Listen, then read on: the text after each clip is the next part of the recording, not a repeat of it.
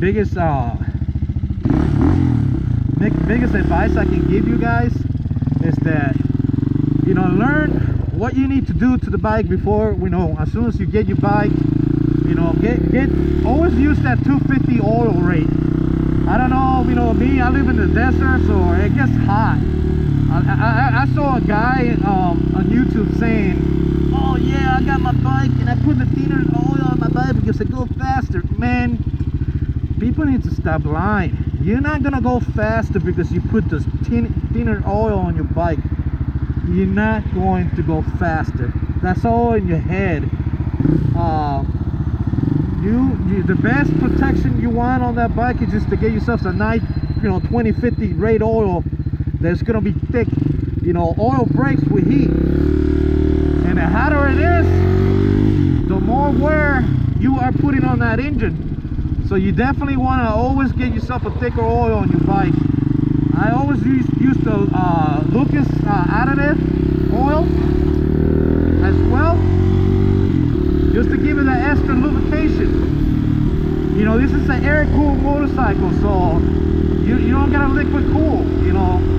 And even so, I mean, even in my car, I run 2050, especially when it comes to summertime, because you get more protected in your engine, you know, and you want to do that.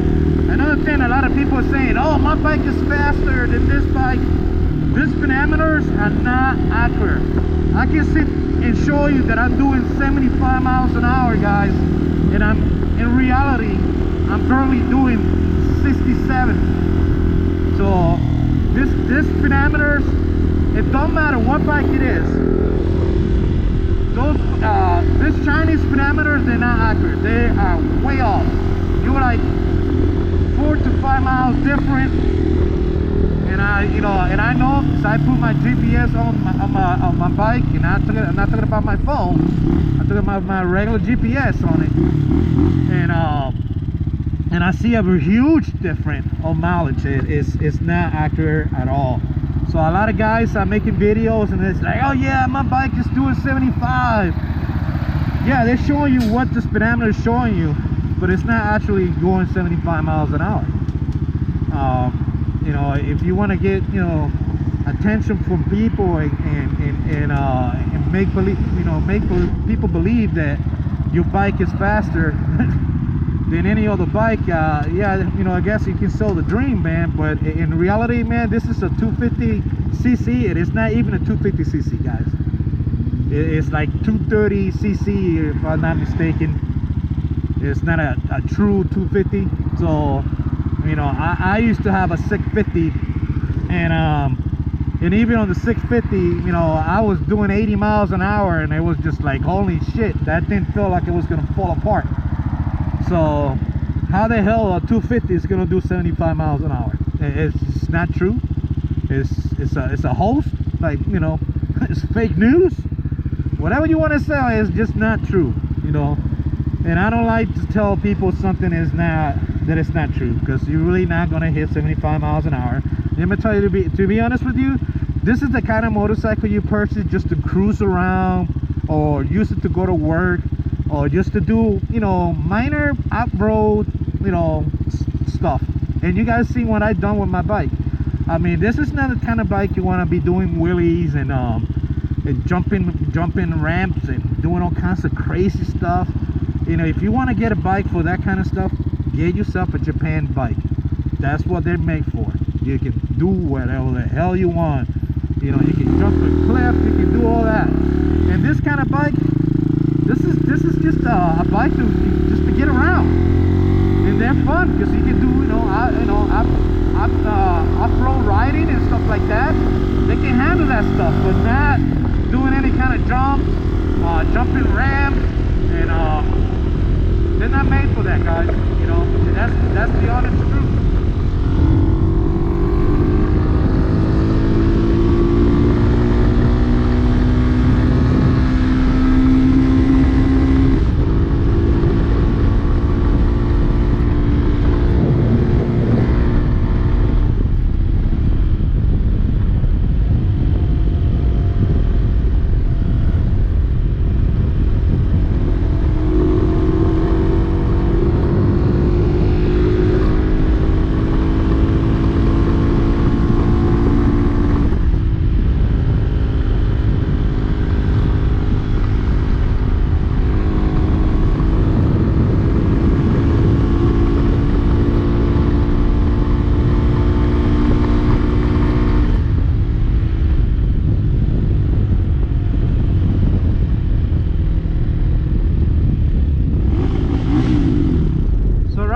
you know, it looks like I was doing about 60 miles an hour.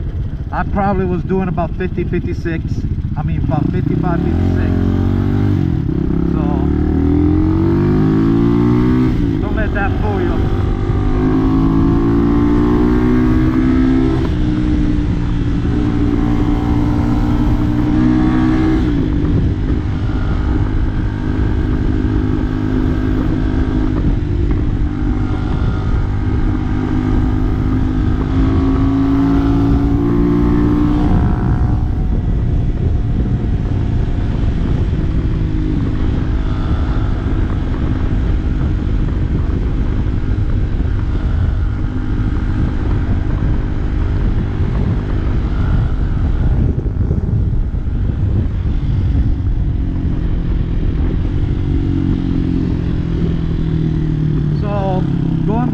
Talking about, you know, when you purchase this bike, make sure you upgrade your chain, make sure you go through your whole bike, make sure you lock tight all your nuts and bolts, make sure that all your electrical wires are connected together. Go through the whole bike, you know, make sure you my bike, when I got it, she was leaking gasoline from the fuel pump.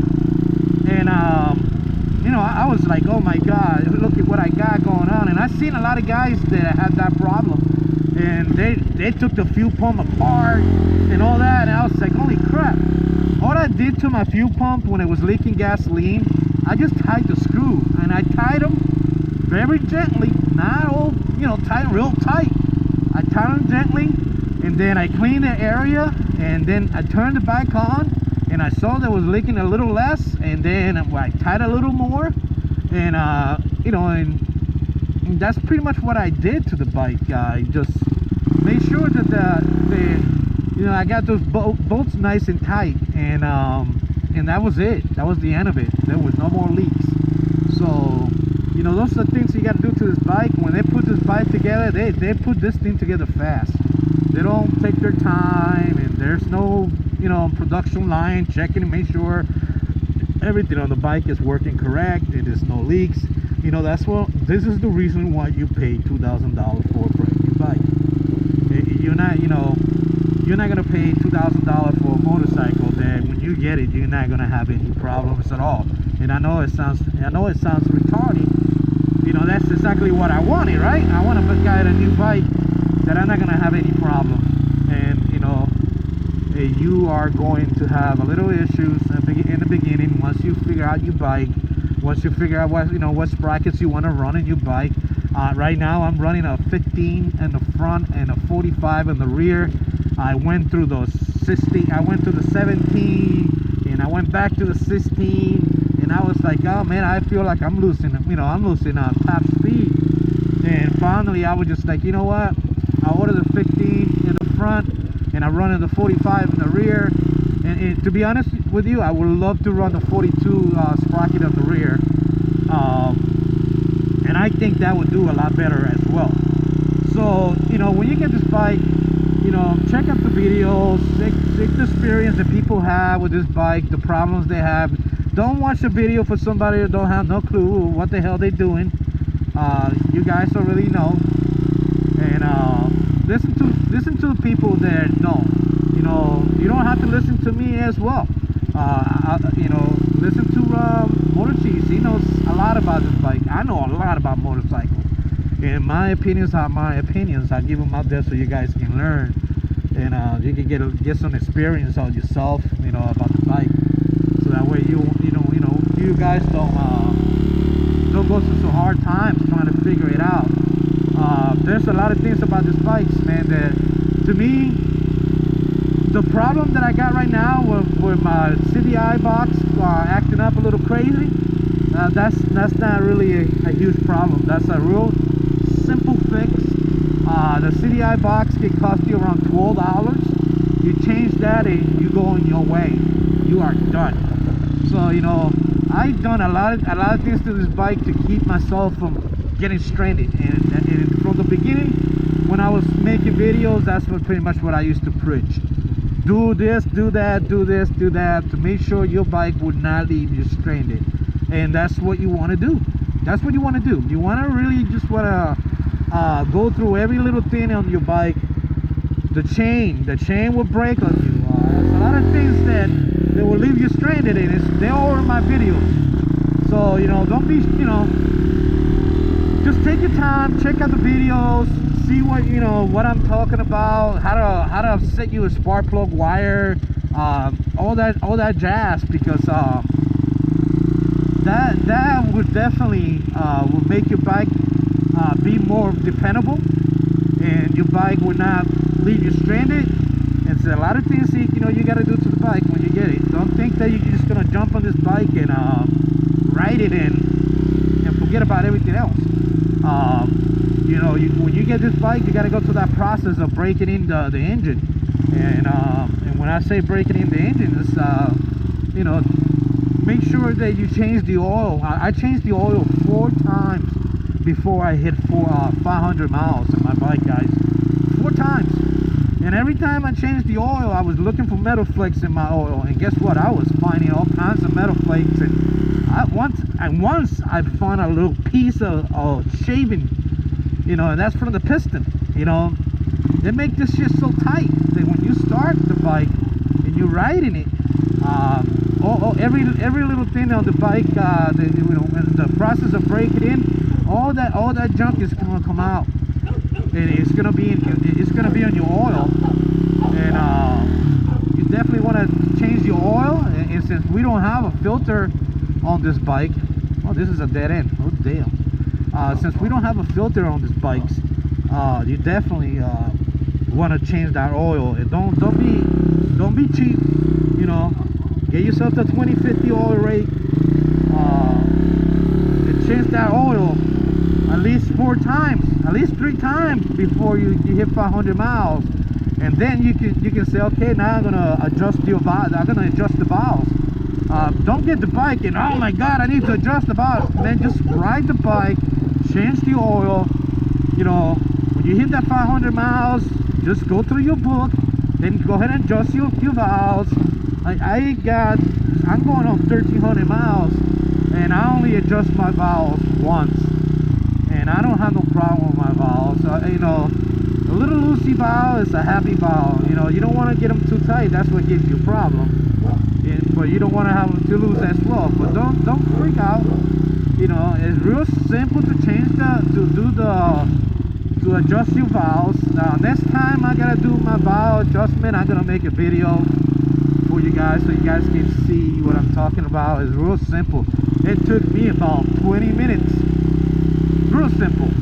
I've seen guys that make videos and they're showing everybody to take out the tank, and you gotta remove the tank, and you gotta do this, you gotta do that. Wrong. You don't even have to remove the tank. It is real simple. I can adjust my valve with only 3 set of tools, and I'm done. Finito. So yeah, you guys gotta learn about your bike, and that's one of my main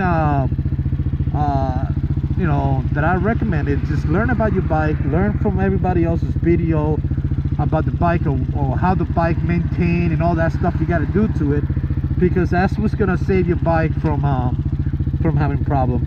Anyway, guys, I'm talking a lot. I'm gonna go for a ride and I'm gonna make a video, but right now I just want to bring up some updates about the bike, about, you know, how to prevent your bike from leaving you stranded, and with just a, you know, a little run around. So I hope you like this video. Thank you so much for watching. If you're new, please subscribe, and please guys, give me some likes. Give me the likes. I really appreciate you guys so much. Have a good day. GoPro turn off. GoPro stop recording.